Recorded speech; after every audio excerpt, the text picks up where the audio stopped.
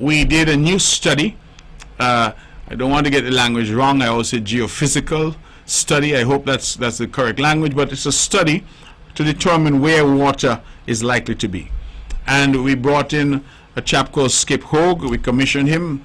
He would have done earlier work with Bede. He came in on his own account and he did some work for us. And based on that report that he produced, we were able to identify some areas for drilling. We then went out to bid, and we have selected a company from Trinidad and Tobago to come in to do the drilling for us. And I believe that the last report we had was that contracts have been signed, and we're at the point now of mobilizing payments and mobilizing the company to come in and to do that drilling. It is our hope that we can mobilize quickly and that we will have additional water available to us by Culturama. And certainly the ambition is to drill as many wells as we can so that we'll have greater access to groundwater. Now, the good thing about the island of Nevis is that we have invested significantly in storage and distribution. If you go around the island, you would realize that all around the island we have brand new tanks,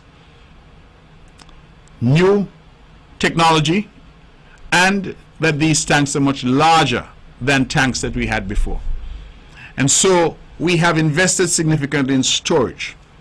We have also invested, as I mentioned earlier, in a new distribution system across the island. Replaced old pipes, have new technology, new polyurethane pipes all across the island. And so we have left the last part of that investment, which is new water.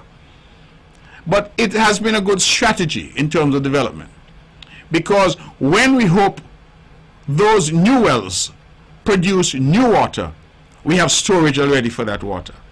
We have a distribution network already in place for that water. So we'll not have any delays in bringing that new water into your homes and your businesses.